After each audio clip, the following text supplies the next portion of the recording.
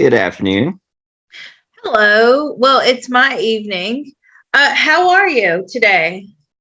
Oh man, I didn't sleep that well. I think I found out I can eat chocolate again, and I think the caffeine in it made me stay up all night or something. Had some weird caffeine chocolate issues last night. So I'm getting you can't eat chocolate again. You shouldn't be eating it. It's not good for your body.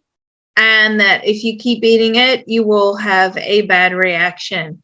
Hello, everybody. I am Psychic Liz Cross, and we are here with Mr. Robot and all these crazy drawings. Oh, it's Thanksgiving week, Mr. Robot. What are you thankful for? I guess being physical. That's nice. Okay, great. Yeah, that's a good way of putting it. What do you have for us today? Well, we have some questions about ayahuasca. And I love talking about the higher dimensions, so we can talk about ayahuasca and DMT. When people take ayahuasca, it's typically in like this jungle setting. There's the ayahuasca vine, and I don't know, they cook it and they like make it a tea. And what's really crazy about taking ayahuasca, by the way, the main ingredient is DMT. If you take it in this form, like from this jungle vine, and you drink it, you are stuck on this magic carpet ride. I think probably, I don't know, several hours. But when people get like a lab grade version of it and they inhale it, it's much shorter. Like let's just say 10 minutes. So, Bashar has said that things like DMT are what he refers to as it's kind of like a hall pass. I forgot his terminology. Mhm. Oh, It's like a bridge to the spirit world. yeah. It's a bridge to the all-knowing. Yeah. I just remembered. He calls it a permission slip. Mm. So, it's very interesting because DMT, dimethyltryptamine, is an interesting molecule. Interacts with your brain. On every single section of your brain, you'll get a lot of different feelings and a lot of different reports. But if you take enough of it, you actually do what's called breakthrough, where physical reality around you shatters, and people just report that they're basically seeing the whole universe, like the way everything works. So yeah, if we could probe maybe Bashar about DMT, can we pull in Bashar? Yeah. Okay. And just to let you all know, we're not advocating that you all go out and drink DMT or take DMT. This has to be under a very strict guided setting. Okay. So the problem is, and the reason this came about is because of a lady who I've spoken to several times. She's extremely intelligent, extremely fascinating. And she had gone to Peru on a couple of ayahuasca trips. But the shaman turned out to be this really bad shaman, like would take advantage of people, abuse people. And the shaman is so incredibly powerful. And when females refused his sexual advances, this shaman would then put all these types of black magic spells. And not only did he put black magic spells on her, but he also put black magic spells in the universe. So when she was to connect with a tree, because apparently when you're on ayahuasca, you can connect to certain types of trees. And if she ever made a connection with the trees again, because her thing was she talked to the trees under the ayahuasca. and the trees were giving her information, and she was telepathically communicating with them. So if she ever reconnects to the trees again, that would, invoke the spells. It would bring about the spells again. And she's worked very, very hard to get rid of these spells. So, funnily enough, a video popped up on my YouTube feed the last few days, and it was all about bad shamans and ayahuasca. And it was just that's why we are where we are today here with you. So I do have Bashar. Yeah, so it's unfortunate there can be bad actors, but you got to investigate your shamans and everybody. So you wouldn't want to do something like this if you didn't vet everything. But so yeah, you could connect to all kinds of things, of course, higher dimensionally speaking. Mm-hmm. Can you ask Bashar what happens when a human being takes ayahuasca? Okay. What happens when a human being takes ayahuasca? Knowledge becomes available. And can you ask Bashar if the knowledge is received from within ourselves? Are we tapping into the universality of everything? That's a good question, because a lot of people believe that all knowledge is within us, and all we have to do is find where that knowledge is stored. Now, the answer to that question is actually no. You have to go outside of yourself to be able to tap into the knowledge. So can you ask Bashar if when a human takes DMT, are we traveling outside of our physical body?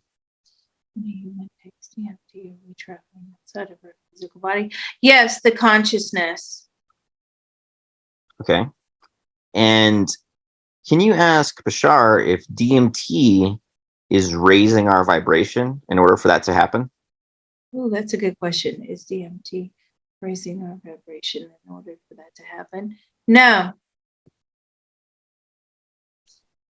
How are we able to see higher dimensional things if we're still low vibration? How are we able to see higher dimensional things if we are still low vibration? Because it's the consciousness. It busts through the barriers. Does it have anything to do with the corpus callosum? Yes. Okay.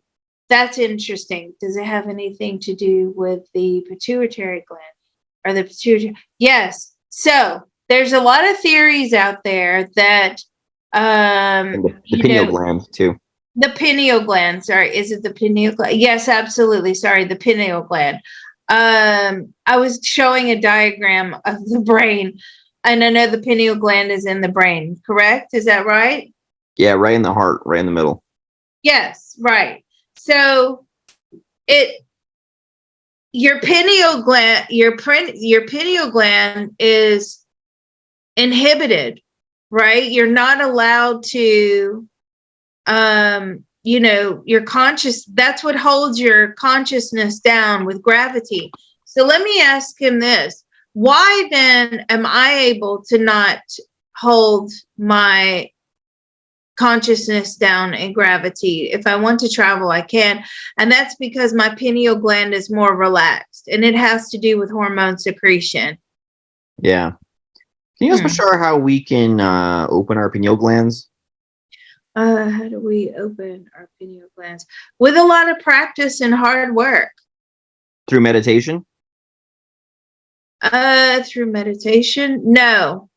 Through energy work, through frequency, through vibration, as in raising and your vibrational state while you're in the body. Mm-hmm. And that causes the pineal gland to relax, and then you can let go of the consciousness. Can Bashar tell us how we would know, maybe a couple of ways we would know if our pineal gland was already open? Oh, how would we know if our pineal gland was already open or relaxed? because you would be able to connect with things outside of yourself. And ask him if that's the heart of what being psychic is. Oh, good question. Is that what the heart of being psychic is? No. What part of the brain is responsible for being psychic? Does it have anything to do with physicality? What part of the brain has to do with being psychic? So psychic isn't anything to do with the brain. This is channeling the pineal gland. Okay. Psychic and mediumship are two separate things. I've said that before, but I'll say it again for any new people. We do have a lot of new people on board. Welcome aboard, new people, by the way. But mediumship has to do with the association of the pineal gland. Psychic ability, which is totally separate. It is not channeling. Okay. Psychic ability is receiving images, feelings, and just perceptions. Okay. Through the heart chakra and the throat chakra. Okay. It doesn't mean you're channeling with your third eye. Okay. Can you ask? That was a question. Can you ask Bashar if the Eye of Ra in Egyptian culture has to do with the pineal gland? Does the symbol represent the pineal gland? Does the Eye of Ra Egyptian culture represent the pineal gland? Yes, that is correct. So how did the Egyptians know about the pineal gland? How did the Egyptians know about the pineal gland? Because a lot of them were able to telepathically communicate. Did any ancient Egyptians get this information from aliens? Ooh, did any ancient Egyptians get this information from aliens? Did they get the information from it? They weren't sure where they got the information from. Yeah. But what is interesting is, it could have come from there. Yeah, just some higher dimensional space. Someone sent me an email. One of the questions was, where did Bashar come from? Oh, that's a good question. Where did Bashar come from? Where did you come from? A conscious collective. I don't feel like it was any one particular alien. It's a collective. And was that from Daryl? No. This was given to him from somebody else. I feel like this was given to him from another psychic medium. The identity of Bashar? The identity of Bashar. Yes, that is correct. And that's what he used. Okay. And can you ask him if the Sasani aliens are humans in the future? Ooh, good question. Are Sasani aliens humans in the future? Eventually, but you're talking about thousands and thousands and thousands of years down the line. I don't even know what Sasani aliens are. Can you ask Bashar if his collective of aliens are Sasani? Sorry, if he is? Like, well, it's hard to ask that because he's like a part of the collect, like he's like, a collective. But can you ask if like the alien collective are called Sasani? Sasani. No. Or Asasani? Sasani. Yes. And real quick, for anyone who really knows about this stuff, can you ask him what the difference is between Asasani and the Sasani? What is the difference between the Sasani and the Sani? They're a whole different race. They have a whole different cultural alignment. Mission. Can you ask him which one is like future human? Which one is a future human? Sasani. Okay, and is he the Asasani? The Sasani. That is correct. And what does he think about the Sasani? What do you think about the Sasani? A disgrace. All right, whatever. Can you ask him about this triangle on the screen? Tell him to tell you what it's about. What is the triangle about? It's about all knowing, access to information. It's about where to find that information. It's also an identifying marker. It has a lot of different meanings. Ask him what happens when a human uses this symbol to meditate. What happens when a human uses this symbol to meditate? You connect with higher dimensional beings. Yeah. Can you ask him if this is like a telephone number to the SSani?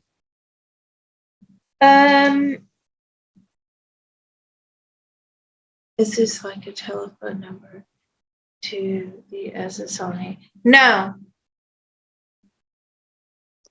Is this a location-based symbol in higher dimensional space? Yes, that is correct. And where would it connect a human to? Where would it connect a human to? A portal. What density would you be communicating with? Density would you be communicating with? Is it anything known to a soul? No. I feel like it's beyond the eighth density. Interesting. Yeah, so I wasn't even planning on talking about this, but I did think about talking to you about this at one time in the past. Bashar says this is the symbol that you would use to talk to everything, higher dimensional beings, aliens, whatever you want.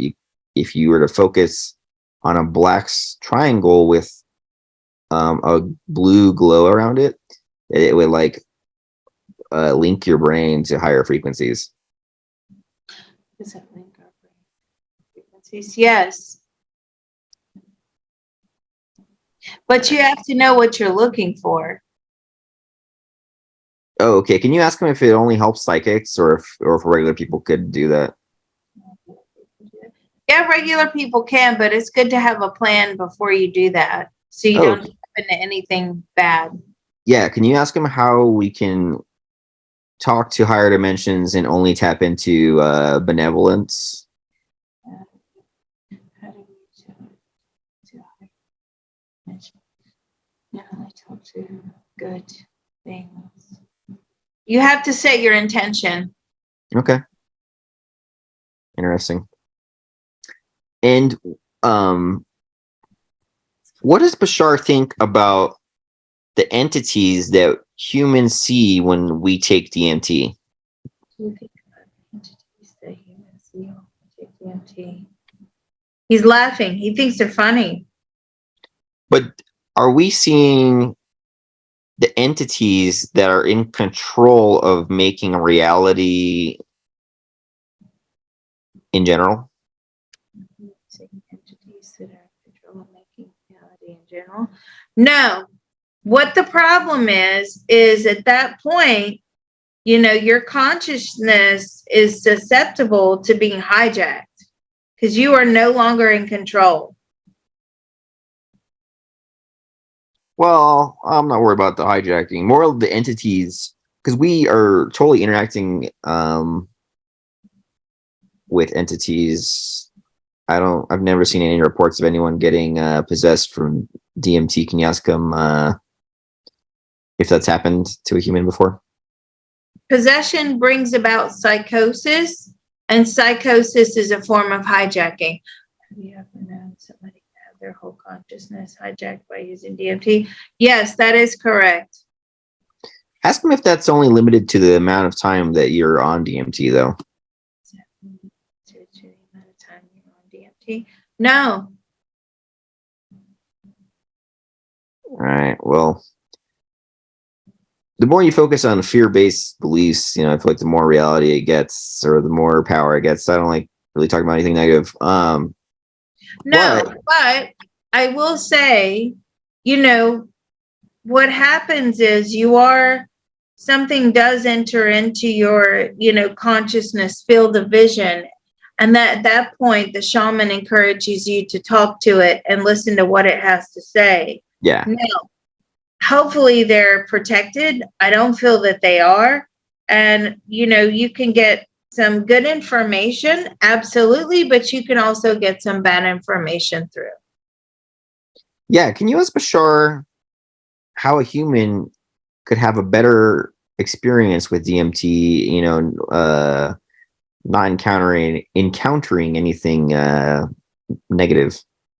Well, that's a good question. How do you have a better experience with using DMT without encountering anything negative? You have to protect yourself. So you have to put protection in place at all times. And a good shaman would do that, he says. Cool. Very interesting. And can you ask Bashar if the things that we see, like the structures that are undulating, can you ask him if the structures we see when we're on DMT is higher dimensional reality? That's a great question. The structures that we're seeing when we're on DMT, is that a higher dimensional reality? Yes, that is correct. Oh, I guess I should say, is what we see the fabric of reality itself? Oh, is what we see the fabric of reality itself? No. The fabric of reality is much more complex and much deeper. So even though we're on ayahuasca or DMT, we're only allowed to go so far with it. Can you ask Bashar why what we see is so geometrical? Why is it what we see is so geometrical? Why is it that it's so geometrical? Because it's all a mathematical equation. So are we seeing a more clear picture of how reality really is when we're on DMT? I'm seeing a picture of how reality is when we're on DMT. No. Or it's just simply how higher dimensional reality is? Or is it just simply how a higher dimensional reality is?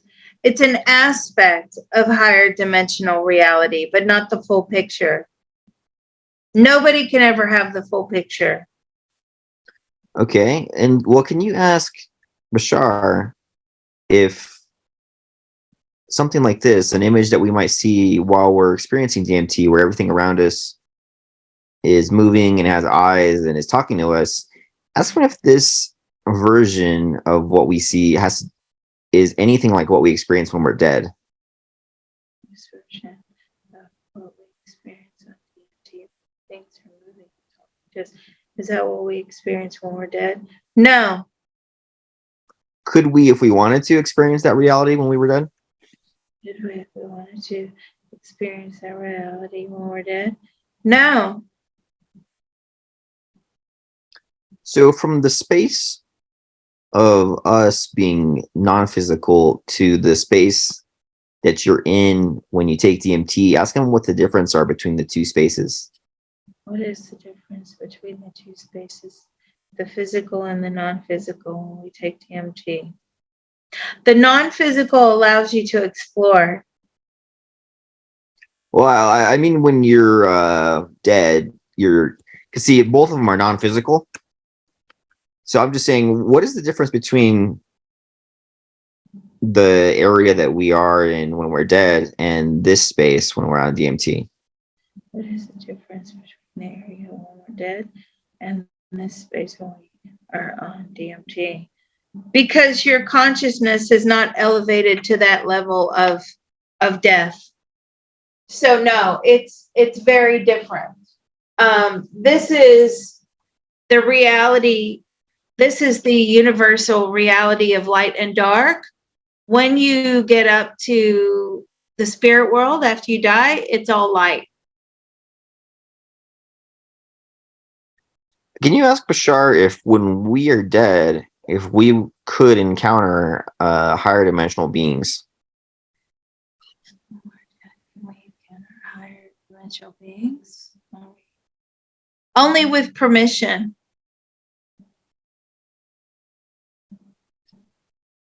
And what is Bashar's favorite higher dimensional being? What is your favorite higher dimensional being? Something like Pluto? What?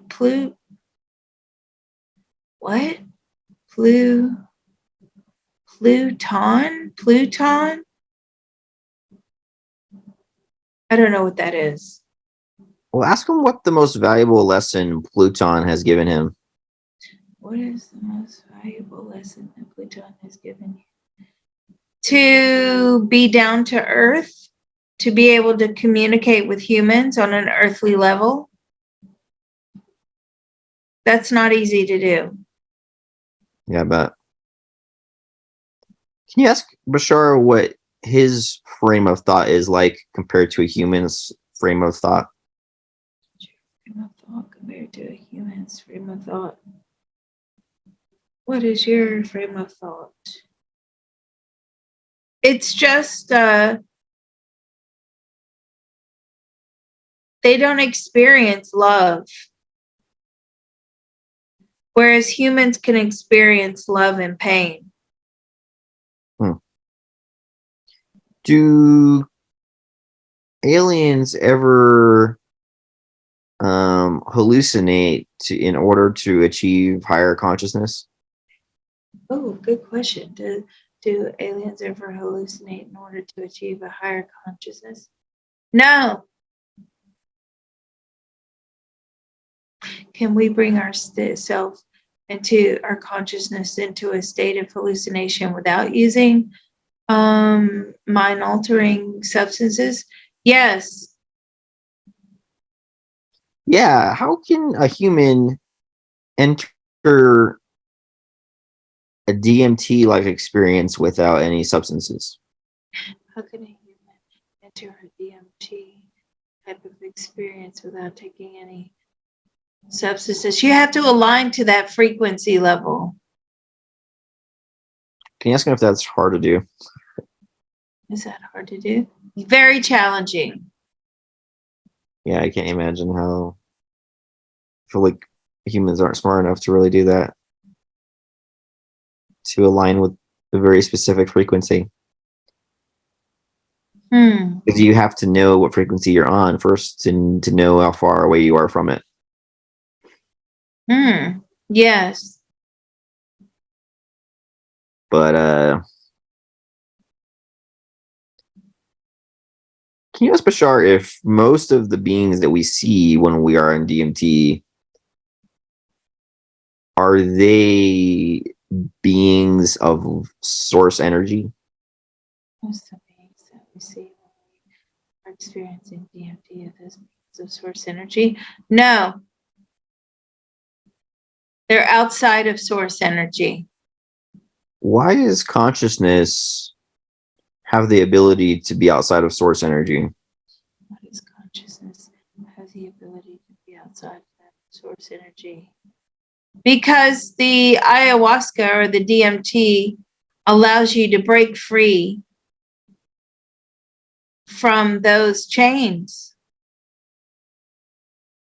But without DMT in mind, can consciousness be free of source energy at all? That's a good question. Without DMT, can consciousness be free of source energy? No. And I'm going to assume that DMT is a placeholder for that action of raising your vibrations. So can you ask Bashar if we could raise our vibration so high that our consciousness would be outside of source energy? We raise our vibration so high that our consciousness would be outside of source energy. Yes. And ask him if that would be a type of ascension? Would that be a type of ascension? Yes. And can you ask Bashar if we have is our view of aliens being negative accurate?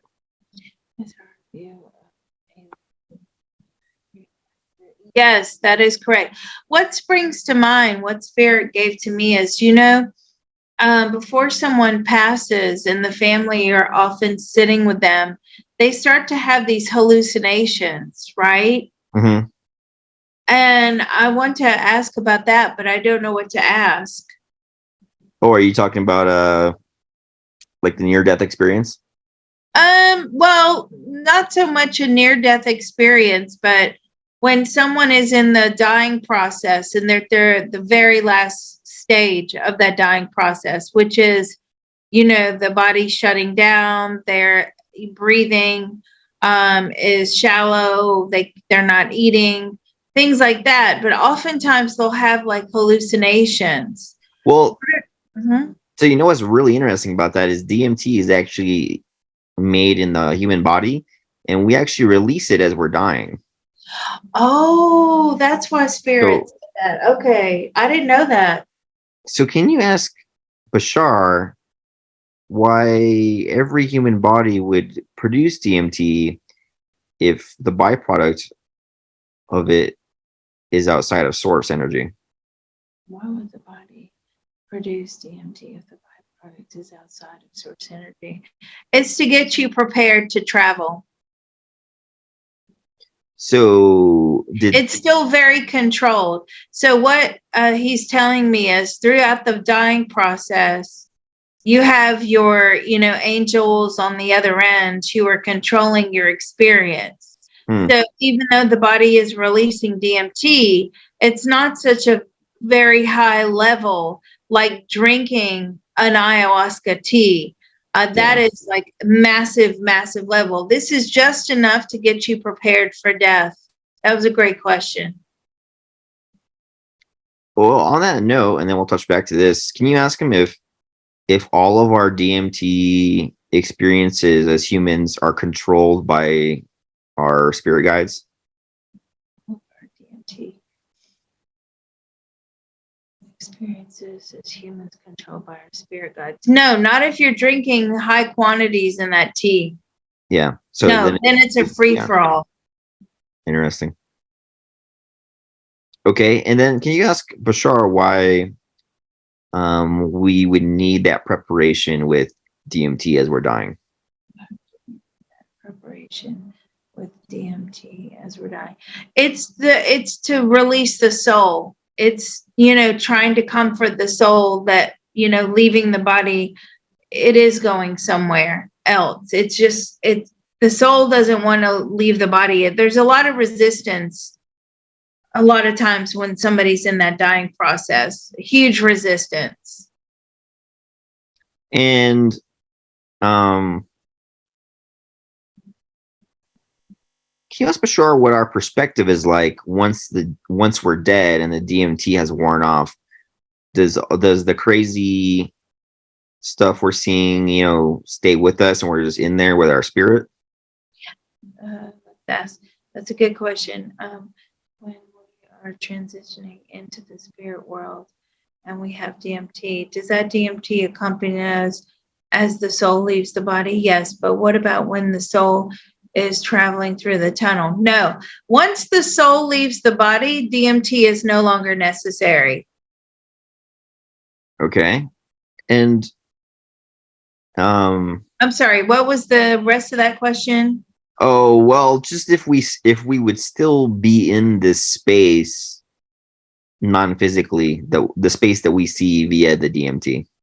Would we still be in this non-physical space that we see? No. Okay. No, we're then transitioning through in the tunnel to go to the spirit world. Oh, I have an interesting question about time. So people who take DMT and they experience this space, they experience, when they come back, they say, wow, it feels like I lived 1,000 years in this space, because time doesn't work the same. Can you ask Bashar if when a human smokes DMT, if their consciousness is actually gone for thousands of years sometimes? Ooh, when a human smokes DMT, is their consciousness gone? It can be, yes. That's interesting. And when we're asleep in our dreams,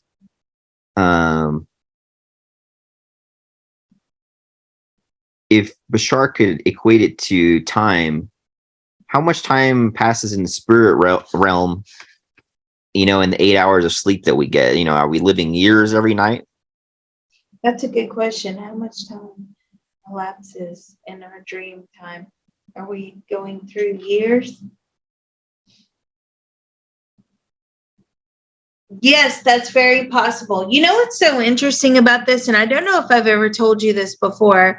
My elderly father was once hospitalized, and I can't remember what he was in the hospital for now. But they gave him some sort of, medication. Yeah. And then that was on the Sunday, right? And on the Monday, it was like he had already experienced that Monday. So when he was watching the TV and I'm sitting next to him on the hospital, he's like, this is all repeat. Now I'm even going to tell you what they said. They said this, they said that. Wheel of Fortune comes on. He already knows all the answers because he's already seen it all before. So and weird. It wasn't a repeat. He actually relived minute by minute that day. And I've never been able to understand that. And neither has he. How did that happen? He just from some medicine? Yeah. I mean, he believes it was medication. We don't actually know. Yeah. But he actually experienced that Monday on the Sunday night. So it was like the Sunday evening until the Monday morning when he woke up, and he had actually experienced everything minute by minute already. So he knew exactly what was going to happen. He could tell you like what the doctor was going to say, what the nurse was going to say, what the news channels were going to say. Can you ask Bashar why that happened? Yeah, that's really interesting, isn't it? Why did that happen? Because he was hallucinating. So is it the fact that when we are hallucinating, our consciousness is in time, like time traveling? Yes. Okay. So that makes sense. So my dad was having hallucinations, and my dad is not a psychic medium. It does not run on that side of the family. It only runs on my mom's side of the family. Nobody on my dad's side is a psychic medium. So that was crazy to me. I'm like, is my dad gifted? Like, I feel like he is gifted a bit, but he's not. It's really strange. Like another time, like the rolling sign. So they used to have back in the day, like, open, we are open from 9 to, and it was like the messages scrolling across the sign. They're like electronic signs, right? Okay, so my dad was playing around with one of these things. We owned a business. He decided to do the horoscope, right? And because back then people were really into horoscopes, and he said, okay, this week's news. And he was just messing around. This week's news, there'll be an earthquake in California. He just thought, oh, I'm just going to scare people. There'll be an earthquake in California. This is going to happen. And there was an earthquake in California. And like loads of people then, flocked to the shop that we had, and we're like, oh my God, how did he know that? But that was kind of weird too. Yeah, that is weird. And that was a joke. He was just doing it as a joke. I mean, it's strange, but that whole hallucinogenic thing, that like kind of, I don't know, that gave me cold chills, especially, when he knew all the answers. He's like, now I know what this category is going to be. Oh, now this person's going to win that trip. Oh, now they're going to win. This person's going to win the bonus round. It was that's so weird. I wonder why that like is possible. let's actually drop Bashar. Thanks for coming. Okay. And ask Seth a few of these questions. Okay. Seth has been a human, and Bashar, I don't know, not really. So, can you ask Seth if like weeks or months can go by in the dream world relative to our time?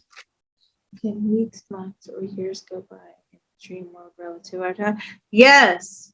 You can also experience many lifetimes in the dream state. A full lifetime? No, snippets of lifetimes. And can you ask Seth if those snippets are the full range of that life? Like did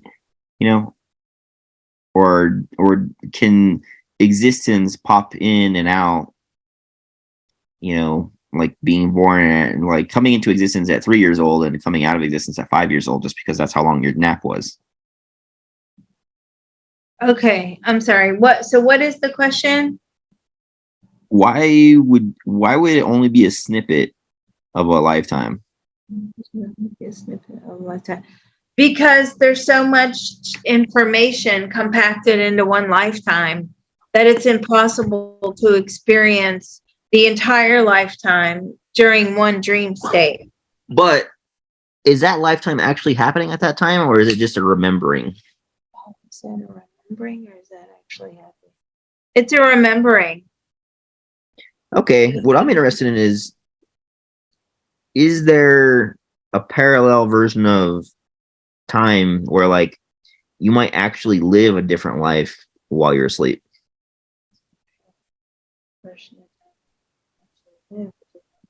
Lifetime while you're asleep. No, that was a great question. Interesting. And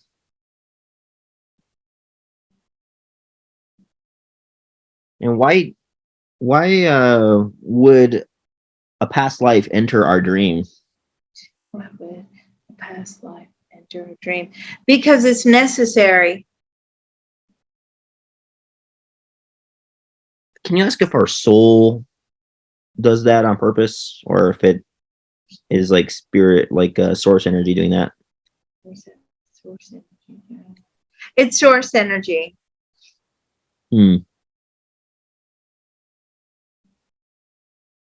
That's interesting, isn't it? Yeah, can you ask Seth how much source energy has to do with our dreams?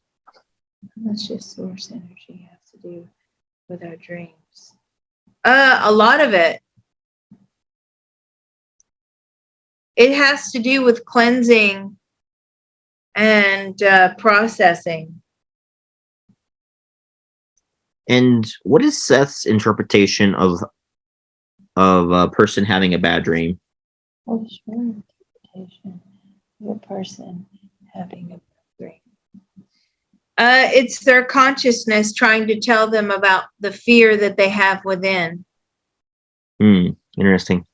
The fear that they have within takes over the consciousness and guides them to how it feels. It's a wake-up call. Can you ask Seth if premonitions and dreams are valid? Yes, sometimes, yes. So I'm wondering about the typical married couple, and maybe the wife has a dream that the husband leaves her, but it has nothing to do with the actual reality. Why would that dream happen for that wife?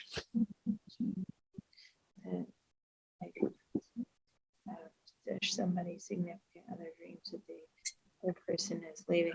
It's the fear within them. Okay, so it has nothing to do with a secret version of reality. Oh, that's a good question. Does that have to do with a secret version of reality? No, it's fear. Okay.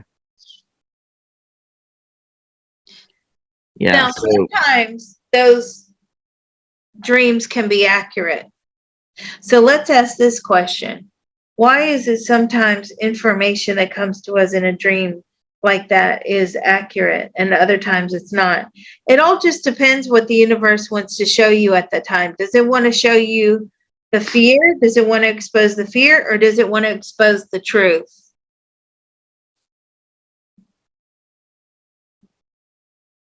Can you ask Seth if there's any way that we can choose to have better dreams?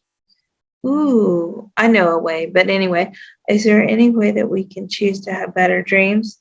No, he pointed to me and told me to tell you. So there is a way. Okay, you can actually control your dream state, and that is by doing remote viewing. You can set your intention before you go to sleep. You set up your remote viewing paper, and you can be tasked to meet in a pleasant place. Or if you just wanted to experience lots of different pleasant places, you would then have a bag full of targets, folded up pieces of paper, and you would pull out a target from the bag. You do not open it. You align it with your remote viewing paper, and then you go to sleep and you report your findings as soon as you wake up. Now, there are dream groups, remote viewing dream groups that do exactly that. And if you set it within the intention that you don't want to have any bad experiences, then that could help you, or certainly curb those bad experiences. Yeah. Can you ask if there's any way that non-remote viewers could set locations in mind for a dream? Any way to set locations in mind for a dream? You can, but it's a lot of hard work. And you see, with remote viewing, you basically tell the universe, hey, this is who I am, right? Because you're setting up your paper. So this is who I am. This is where I am. This is today's date. This is the current time. This is the time zone. Okay.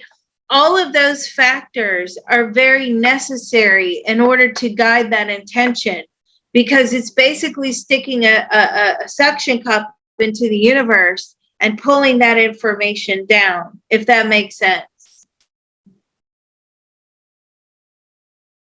So could you do a coordinate like the moon? Oh, absolutely. Yeah, they do stuff like that all the time.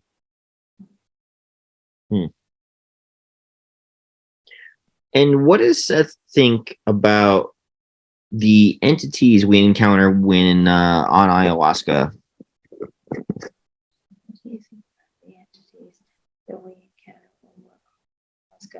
It's open season.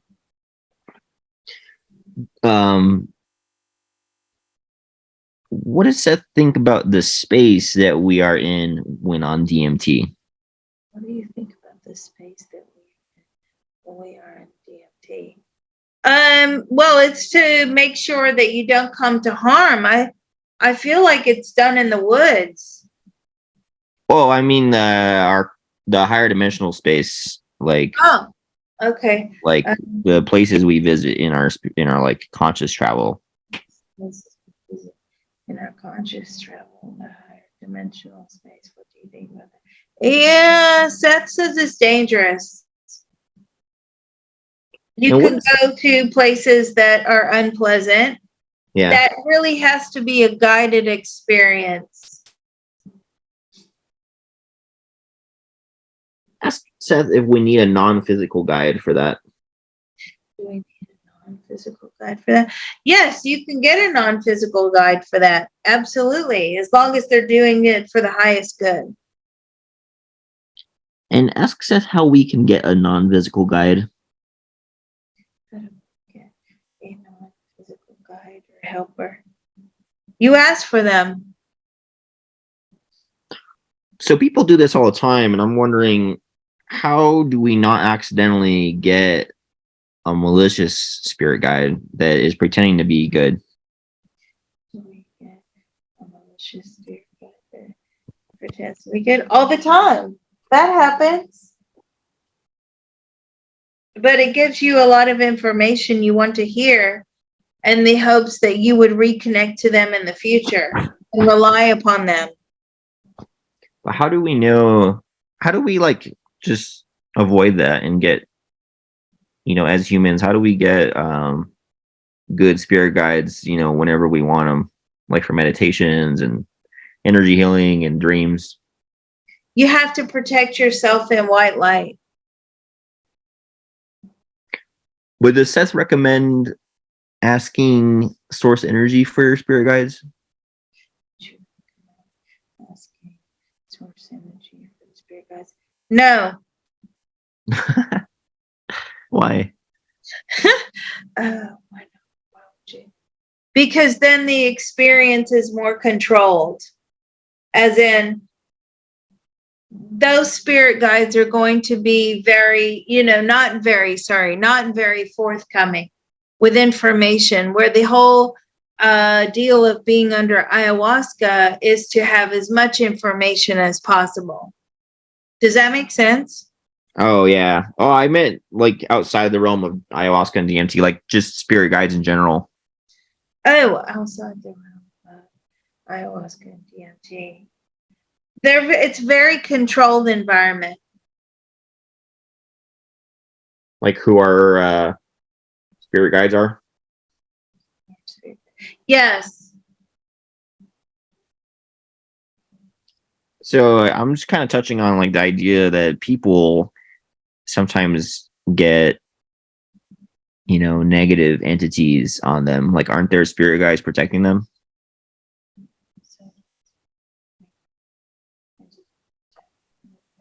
No, the protection has to come from source.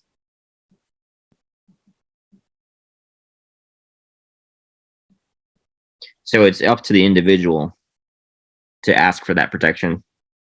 Yes, the intention has to be that you're protected. Can you ask Seth what things a spirit guide is able to influence in your physical life? Oh, that's a good question.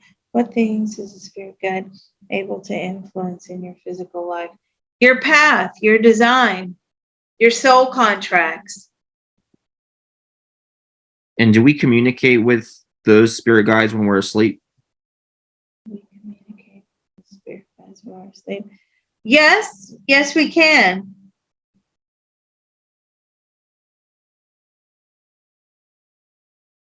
And why don't people remember those kinds of conversations? Because like me, I mean, I only remember like just, it feels like movies, just snippets of some type of reality. I never have any conversation about like my next day or my life really with anything. That's because you're psychic and not a medium. Okay? So when you're getting those flashes, but you're not able to channel like what that is about, spirits to give you more information, you're getting psychic flashes of information. Mm-hmm. And it does look like a movie. Oh, yeah. How long does that last? Oh, gosh. That's kind of why I was talking about the time. Because it feels like I'll live entire lifetimes when I'm asleep. It's so weird. Yeah. No, I thought this is when you were awake, though. Oh, I've only had one premonition and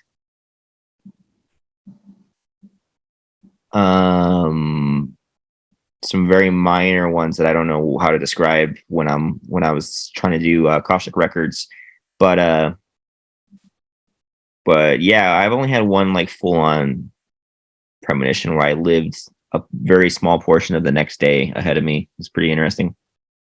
Oh. Yeah. Oh, okay. That's a bit like what my father did. Yeah, I had like a 5-second peering or viewing into the future, which is pretty interesting. Wow. But did it manifest like as a sort of a deja vu experience? No, so I was doing Reiki on I had non a non-cancerous like tumor on my side basically, and I was doing Reiki on it. And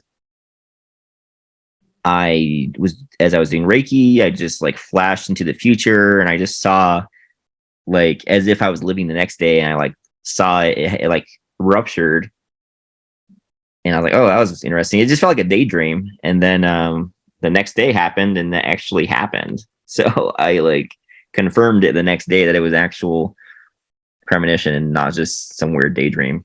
Wow. So the tumor actually ruptured? You felt it rupture? Yeah, the same way I saw it, and I just felt, like the coldness of it, and I was like, "What is going on?" And I went to go look at it in private, and sure enough, it had exploded from doing Reiki on it. So when you were doing Reiki on it, were you shooting white light energy into it, or were you removing energy away from it? No, I only just let white energy flow in, Mhm. and then ground for the, negative stuff to come out. Ah, okay. Wow, that's amazing. Yeah, so that was my eye opener moment. I was like, Yeah, really. I wish I could do that more That's often. quite profound. Yeah, if only I could tap in and see the lottery numbers. You see, that's a common question that I get all the time.